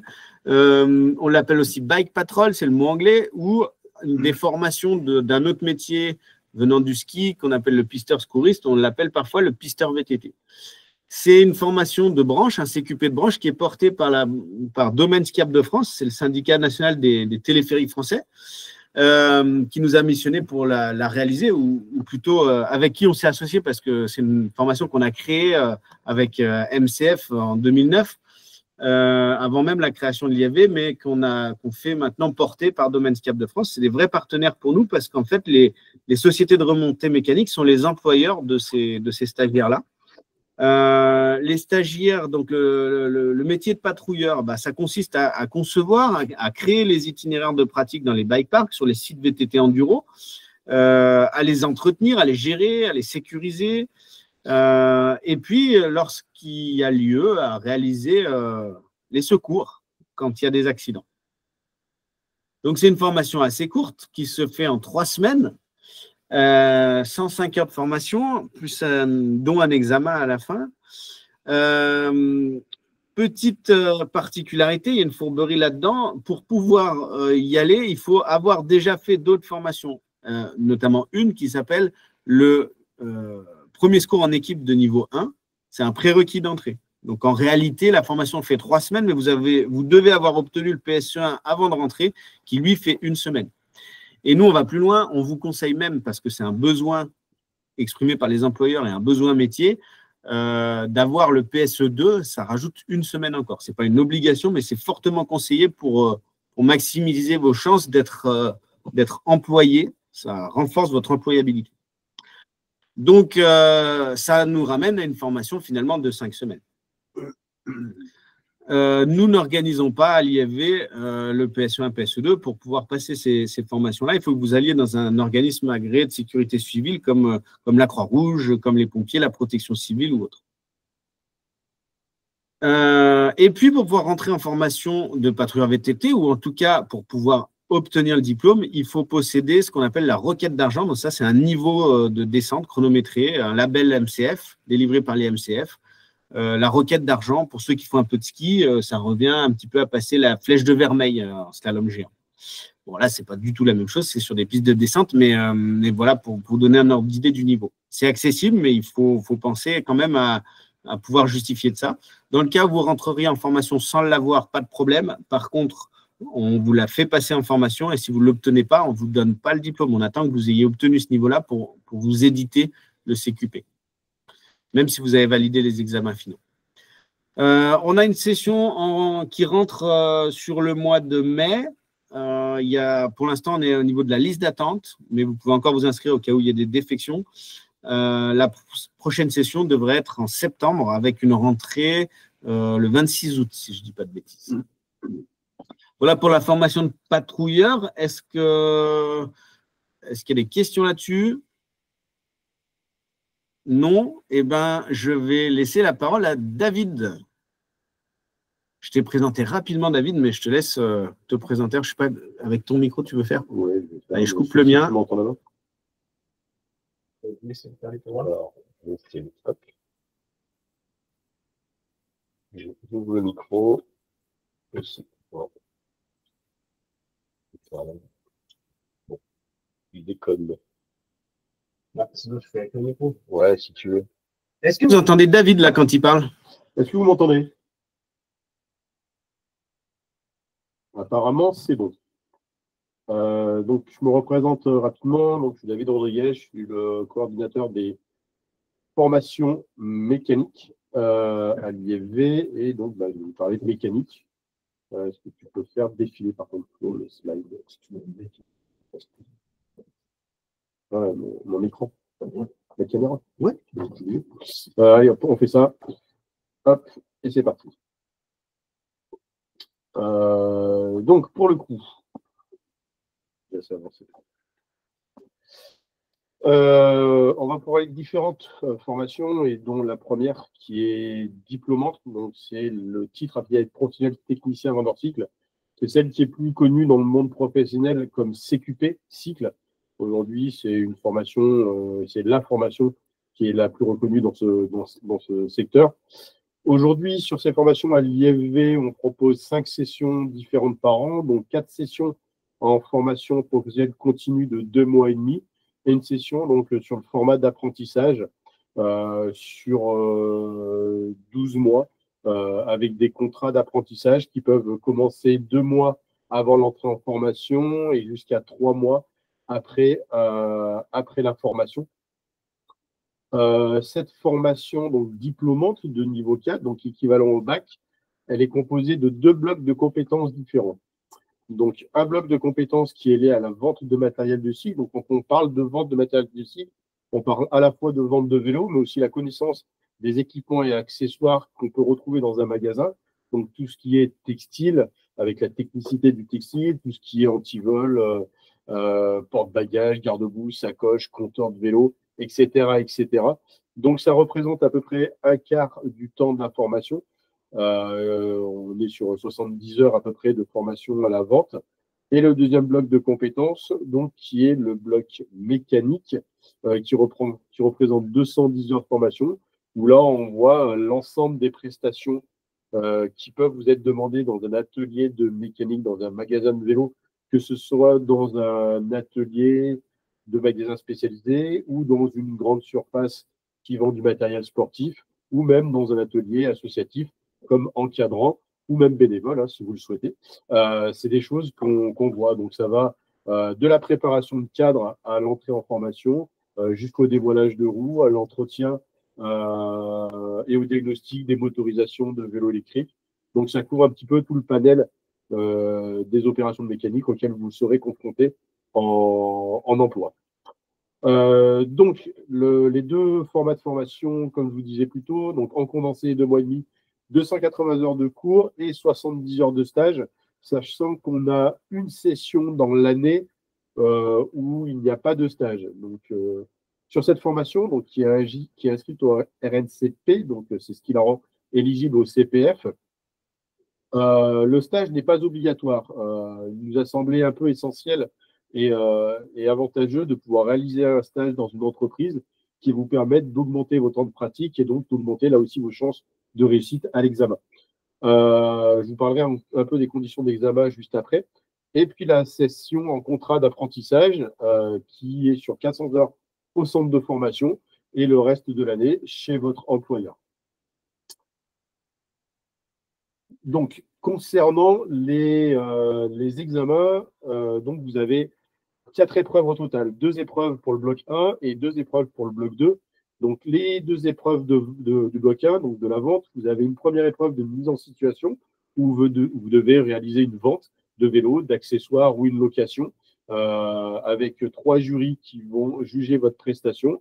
Et vous avez une étude de cas, donc suite à on vous met un cas et une problématique de merchandising à disposition et vous avez 1 heure et demie pour mettre en place des solutions d'aménagement linéaire, d'opérations commerciales et d'animation commerciale pour pouvoir résoudre une problématique de baisse de chiffre d'affaires, par exemple. Et ensuite, concernant l'épreuve de mécanique, 2 épreuves là aussi. Une première épreuve de préparation d'un vélo neuf, donc une mise au roulage du vélo. Donc, vous sortez le vélo d'un carton et vous l'assemblez pour votre client afin qu'il puisse repartir du magasin en toute sécurité. Donc, c'est une épreuve qui dure 30 minutes avec 10 minutes d'échange avec les 3 jurys. Et la deuxième épreuve de mécanique qui dure 45 minutes sur laquelle vous avez une épreuve de diagnostic. Donc, vous tirez au sort une problématique sur un vélo que vous devez identifier et résoudre. Et pareil, un quart d'heure d'échange avec votre jury. Voilà pour le technicien hors cycle. Est-ce que vous avez des questions sur cette formation? Pour nous, c'est vraiment la formation phare, hein, celle qui permet le plus l'embauche. Elle est longue et lourde à passer. Les stagiaires qui font le choix d'aller sur cette formation, c'est vraiment des gens qui peuvent revendiquer la double compétence vente et mécanique. Et pour les liens qu'on a, David et moi, avec les employeurs, ça fait partie des attentes, quoi. Le poste de mécanicien cycle, à l'heure actuelle, pur et dur, il n'est pas si courant que ça. Les employeurs ont besoin de personnes qui sont capables de d'être en rayon avec le client et à l'atelier, ou pour certains des cas, l'atelier et le rayon, c'est le même endroit dans les petits magasins. Et donc, du coup, on fait autant de l'accueil, de la vente que des opérations de maintenance et de préparation de vélo, quoi. Donc, l'employabilité, c'est clé, hein, d'être sur cette double compétence. Vous avez pu le remarquer aussi, la politique d'aménagement des magasins a évolué en ce sens-là. C'est qu'aujourd'hui, l'atelier est vraiment représentatif de la fidélisation. Et donc, il est souvent en entrée de magasin, il est valorisé. Et donc, les techniciens sont réellement et très rapidement au contact des clients et donc sont amenés à produire des opérations de vente déjà pour valoriser leur atelier et puis valoriser, je sais pas, comment dire, justifier d'un devis en passant donc par des étapes de vente comme vous pouvez le faire avec un vélo. OK. Ensuite, on a une formation monteur préparateur cycle. Alors, cette formation, elle a une petite histoire pour ceux qui sont dans le domaine du vélo depuis un petit moment. Elle est liée avec l'opération de coup de pouce vélo qui avait eu lieu à la sortie du Covid. À ce moment-là, il y avait des besoins forts de gens capables d'entretenir et réparer les vélos rapidement. Donc, cette formation qui s'appelait à l'époque opérateur cycle avait été mise en place. Du coup, on a repris ce format de formation à laquelle on a ajouté un petit peu plus de stages, donc là aussi pour gagner en compétences. Donc, c'est une formation qui dure 4 semaines avec 1 semaine et demie de stage qui vous permet en gros d'être employable en tant que mécanicien ou plutôt assistant du mécanicien. Donc, à l'intérieur de cette formation, vous allez aussi la réaliser toutes les opérations de mécanique de base. On ira évidemment, vu le temps de la formation, pas sur le même niveau de technicité qu'une formation diplômante technicien vendeur cycle, mais tout ce qui concerne le changement des patins de frein, le réglage des dérailleurs et le changement de toutes ces pièces-là. Toutes les opérations, on va dire, courantes d'un vélo, vous allez aussi les aborder. Même principe, on va au-delà du programme d'origine, c'est-à-dire qu'on a intégré la partie entretien des freins hydrauliques, parce que aujourd'hui, un frein hydraulique sur un vélo, c'est très très commun. Donc, le monteur préparateur cycle se doit de devoir réaliser aussi ces opérations-là. Sur cette formation, on n'aborde pas la vente. On a simplement un cours sur l'accueil client et comment on réalise un diagnostic, un devis et une facturation voilà, pour avoir une certaine autonomie en magasin. Donc, l'intérêt de cette formation, c'est qu'elle est rapide et elle vous permet de pouvoir postuler dans le milieu du cycle avec une certaine légitimité. Des questions? Allez, A priori. on continue. Pardon, je vais trop vite. Oui. Alors, ensuite, on a tout un panel de formations professionnelles continues qu'on appelle chez nous formation courte. Je vais commencer par la plus courte qui est le rayonnage de roue. Donc, elle est sur 2 jours. Donc, sur cette formation, on vous apprend déjà l'utilisation des différents outils qui vous permettent de rayonner des roues dans les règles de l'art. Et donc, vous allez rayonner plusieurs roues avec plusieurs systèmes de roues, des roues classiques, simple paroi, des roues asymétriques. Donc, l'objectif, c'est d'être autonome. Donc, cette formation, elle peut être un complément d'une formation monteur-préparateur cycle pour pouvoir monter en compétence sur le rayonnage. Donc, ça peut être un plus, ou alors quelqu'un qui est déjà en emploi et qui ne propose pas cette prestation dans l'atelier, c'est quelque chose qu'on peut aussi proposer. Ensuite, on a une formation Bike Fitting et Piste Posturale qui est elle aussi sur 2 jours de formation où en fait on vous apprend à mesurer les paramètres physiologiques de votre client et de les adapter à un vélo ou à plusieurs vélos. On va aborder dans cette formation évidemment l'étude posturale sur un vélo de route parce que c'est ce qui est le plus demandé, sauf qu'aujourd'hui il y a une demande complémentaire qui se fait en magasin sur les vélo dit vélo taf, grâce à l'assistance des vélos électriques, on voit que l'augmentation du kilomètre de trajet pour se rendre à son travail augmente. Donc, on a des gens qui passent 35 km le matin et 35 km le soir sur leur vélo assistance électrique et donc qui ont là aussi besoin d'avoir une position confortable sur leur vélo. Donc, aussi autant pour le gravel que pour le VTT, que pour le vélo de ville, que pour le vélo de route et même le vélo de contre-la-montre. Voilà pour cette formation de bike fitting. Ensuite, on a la formation mécanique intensive 3 jours. Donc là, on a 2 niveaux de formation différents. On a le premier niveau de formation qui s'adresse à des personnes qui ont une connaissance basique de la mécanique et qui sont là pour parfaire leur connaissance. On va dire qu'ils vont permettre de professionnaliser en fait leurs gestes sur du réglage de dérailleur, sur du changement de patin de frein, sur du changement de câble et gaine, sur tous les éléments d'entretien du vélo qu'on peut faire soi-même ou qu'on peut faire par exemple sur un parc de location pour des professionnels qui se lancent dans cette activité. Et ensuite, on a le niveau 2 qui est un peu plus perfectionné, donc qui va aborder tous les éléments de mécanique moderne, on va dire. Donc, c'est tout ce qui est purge de frein hydraulique, c'est tout ce qui est ce qu'on appelle boîtier prêt-fit, donc je ne vais pas rentrer dans les détails, réglage de suspension, etc., etc. Donc, c'est un petit peu pointu. Ça peut être une mise à jour des compétences aussi pour des professionnels ou faire monter en compétences des professionnels qui sont partis sur des formations basiques en mécanique. Ensuite, on a une formation hydraulique. Donc, on va gérer l'entretien des suspensions hydrauliques et du système de freinage. Donc, là aussi, pour les gens qui suivent une formation technicien vendeur cycle, c'est un petit peu plus poussé. On va un petit peu plus loin dans l'entretien et donc qui permet de réaliser l'entretien complet, soit d'un amortisseur, soit d'une suspension et aussi d'un système de freinage.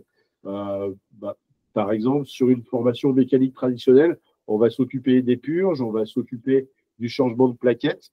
Sur la formation suspension, on va aller plus loin sur le freinage. On va, par exemple, changer les pistons des étriers, changer les joints dans le maître cylindre, par exemple, sur le système de freinage.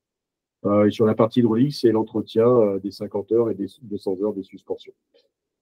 Et enfin, la formation e-bike, qui dure elle aussi 5 jours, où là, on va apprendre déjà à connaître la gamme des produits e-bike et sur laquelle ensuite, on va démonter les moteurs, on va faire des diagnostics. Donc, des diagnostics avec les outils des marques. Donc, on travaille essentiellement avec Bosch, Shimano, Brose et Bafang. On utilise là les outils de diagnostic des marques, mais aussi identifier des pannes à l'aide de tests croisés. Et on va jusqu'à l'entretien et au démontage des roulements moteurs. Donc, les moteurs s'usent. Il y a des roulements comme sur un vélo au niveau du pédalier ou des roues. Et ces roulements-là ont besoin, au bout d'un certain temps, d'être changés. Donc, on le fait à la fois sur des moteurs centraux, mais aussi sur des moteurs de roue arrière. Donc, c'est une formation, on va dire, qui va, je m'avance peut-être un petit peu, mais qui va anticiper l'avenir.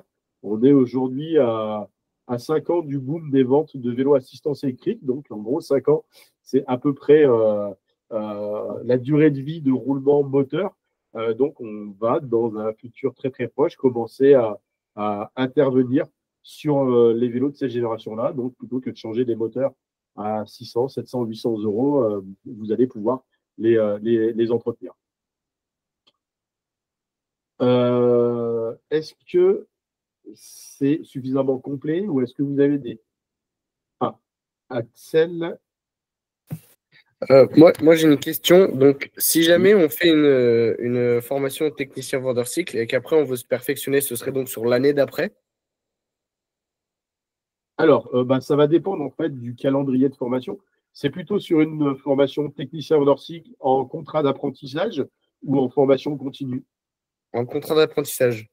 Alors, en contrat d'apprentissage, oui, parce que en dehors du temps de formation, vous êtes en dehors, vous êtes au travail en fait. Donc, à part sur vos semaines de congé, vous ne pourrez pas y participer. Ceci étant dit, il faudra faire le point à l'issue de votre contrat d'apprentissage, parce que vous avez vu que sur la formation technicien vendeur cycle, on a 280 heures de formation en centre de formation, et sur la formation technicien vendeur cycle en apprentissage, on a 400 heures. Donc, le programme pédagogique est un petit peu plus poussé du fait du nombre d'heures supérieur magasin. Donc, on va un petit peu plus loin que le programme de technicien vendeur cycle en continu lorsque vous êtes en apprentissage. Ok, très bien, merci.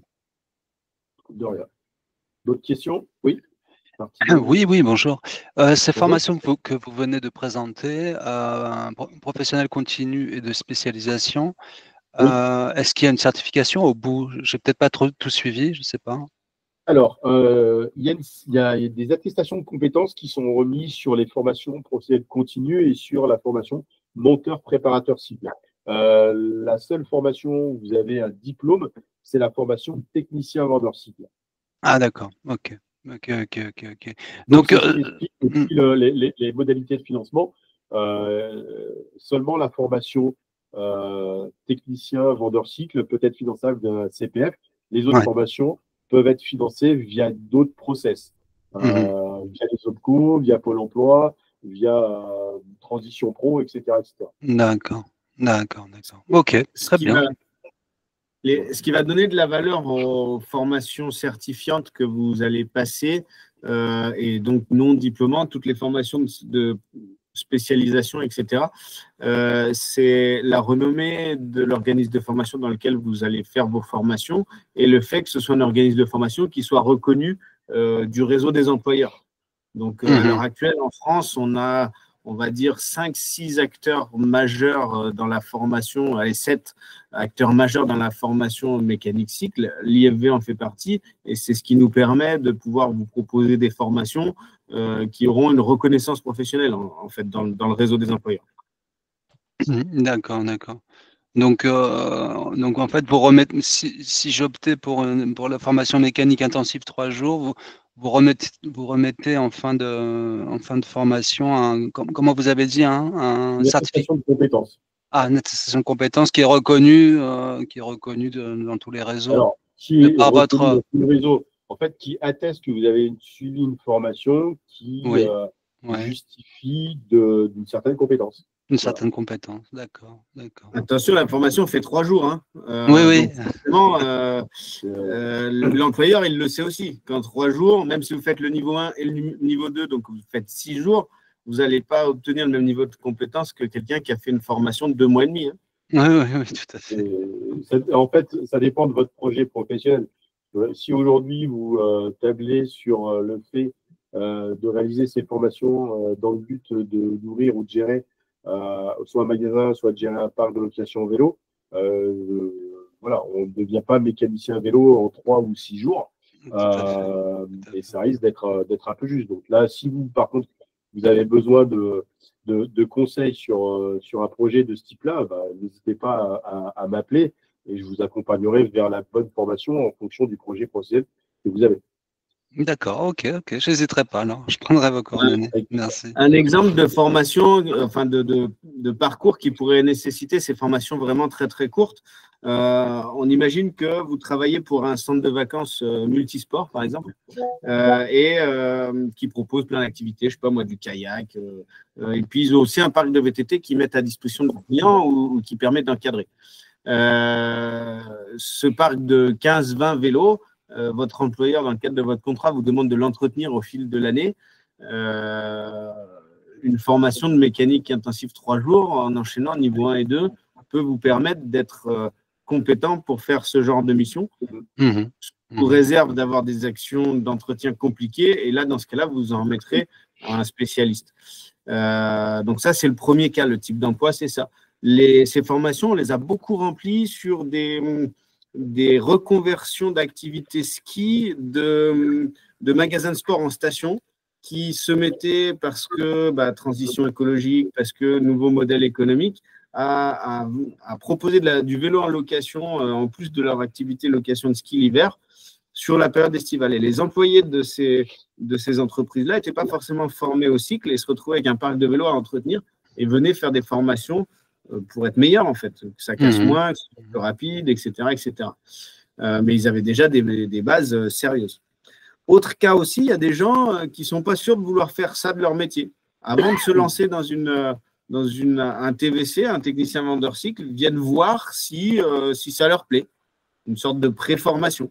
Ça peut être aussi une formule. Et dans ces cas-là, avant de lancer un gros financement sur votre technicien vendeur cycle sur 3 mois, vous pouvez demander par exemple à Pôle emploi de vous venir faire tester cet univers professionnel-là. Très bien. Merci pour ces exemples. De rien. Il y avait Marc qui avait une question. Il levé la main. Est-ce que vous m'entendez? Oui, je vous entends. Ouais. Oui, alors désolé, j'ai pris la formation en cours, mais peut-être que vous l'avez dit auparavant, mais donc moi j'ai 40 ans. Je voudrais faire le diplôme de technicien vendeur cycle. Et j'ai cru comprendre qu'à ce jour, en 2025, maintenant, être pris en apprentissage à 40 ans, c'est quasiment impossible. Est-ce que vous confirmez ça? Vous avez cette info-là aussi ou pas? Alors, c'est un contrat de professionnalisation pour une personne de 40 ans. En fait, c'est pas impossible. La possibilité de votre formation en alternance, elle n'aura lieu que dans le cas où vous trouvez une entreprise qui vous accueille. Ce qui est pas impossible non plus. Donc, suivant la région dans laquelle vous trouvez et les besoins en mécanicien, c'est des choses qui sont tout à fait envisageables. Aujourd'hui, on est quand même dans un métier qui est un peu en tension. Donc, il y a des réels besoins. Je prends l'exemple sur la semaine dernière, j'ai eu de la part d'anciens stagiaires 4 demandes de mécaniciens parce qu'ils étaient en recherche, des anciens stagiaires qui ont monté leur structure. Donc, il y a des besoins. Donc, je ne sais pas si vous êtes allé sur le site Emploi Vélo. Si vous allez sur le site Emploi Vélo, vous allez voir, il y a énormément de structures, surtout en ce moment, on est en début de saison, qui sont à la recherche de techniciens vendeurs cycle. D'accord, ok. Mais donc ce problème-là vient du fait quand même qu'ils prennent moins de personnes en contrat pro. C'est par rapport au financement qui a été, je crois. C'est ça. Le contrat de professionnalisation en fin 2024, les aides sur le contrat de professionnalisation ont disparu. Donc ça existe toujours, mais c'est entièrement à la charge de l'employeur et de son OPCO. Là où avant il y avait une aide un peu plus conséquente. Petit bémol à ce qu'on vient de se dire, vous aviez peut-être pas entendu ça au début de la visio. Si vous avez plus de 30 ans, mais que vous êtes soit porteur de handicap, soit que vous avez un projet de création d'entreprise, vous êtes malgré tout éligible à l'apprentissage. Par contre, vous allez coûter le SMIC à votre employeur. Et donc, voilà. D'accord, ok. Merci pour les infos. D'autres questions? Oui. Miss Pédalette. Oui, bonjour, moi j'ai une question. Alors du coup, moi j'ai monté mon atelier, j'ai déjà un titre pro de mécanicienne cycle. Et du coup, moi la question ce serait sur la formation e-bike VAE, parce que j'ai énormément de clients en fait qui me demandent d'entretenir leur vélo.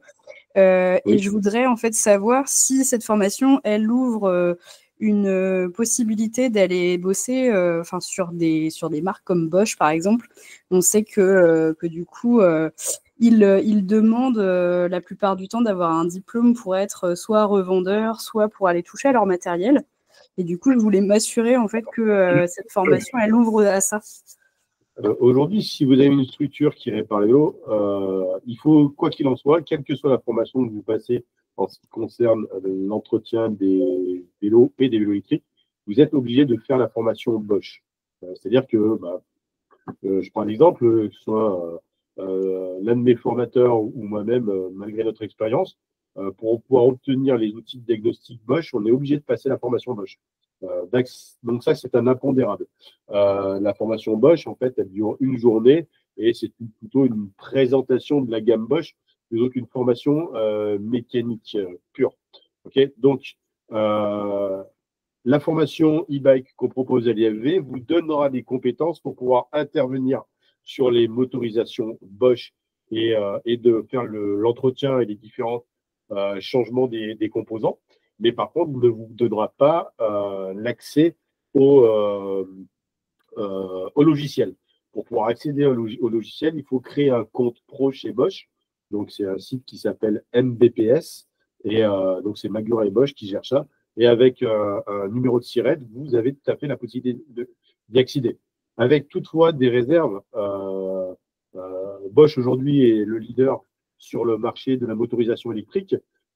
Si à 50 mètres de chez vous, vous avez déjà un magasin de cycles qui a une habilitation Bosch, il n'est pas certain que vous puissiez l'obtenir.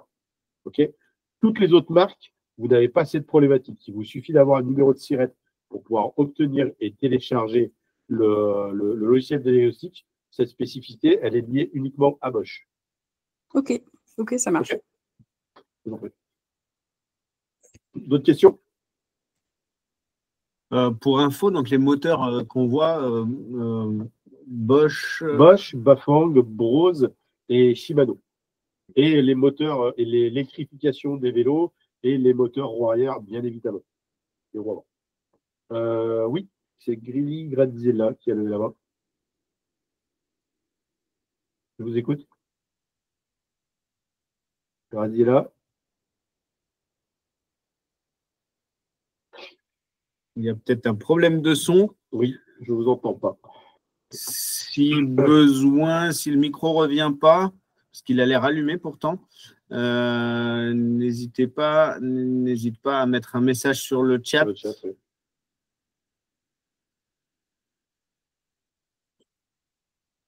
Oui, on n'entend pas, hein, Graziella. Est-ce qu'il y a d'autres questions?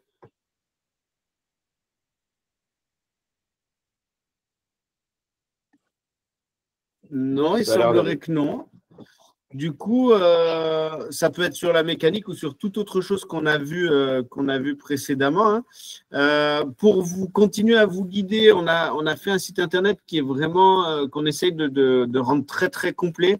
Il va aller approfondir chacune des thématiques qu'on vient de vous présenter. Donc, n'hésitez pas à vous rendre sur formation-vélo.com. Et puis, il y a mieux qu'un automate et web. Il y a Vincent qui vient de vous mettre son numéro de téléphone et son mail dans le chat. Je le vois apparaître. Donc, vous allez pouvoir le contacter. Vous le retrouvez ici. Et ce qu'on va faire, c'est qu'on va vous envoyer éventuellement le lien vers cette vidéo ou le PDF de présentation de la vidéo à tous les gens qui avaient pris un lien d'inscription. Et puis, comme ça, vous pourrez récupérer toutes ces infos-là. Voilà, on est à votre dispo. Les règles de financement évoluent, les formations évoluent. Donc, prévoyez, anticipez les choses, contactez-nous le plus tôt possible pour qu'on puisse vous guider et au plaisir de vous voir un jour en formation à l'IFV avec des parcours, quel que soit le parcours, voire multi-parcours. Hein, la pluriqualification est très intéressante aussi pour pouvoir optimiser son employabilité, quoi. Voilà, si tout ça a convenu, je coupe l'enregistrement et je vous souhaite une bonne fin de journée à tous. Ah, il y a une... Voilà, je réponds. C'est tout. On poursuit dans le chat si vous le souhaitez. Au revoir à tous, bonne fin de journée. Merci. Au revoir. Au revoir, merci. Merci, au revoir.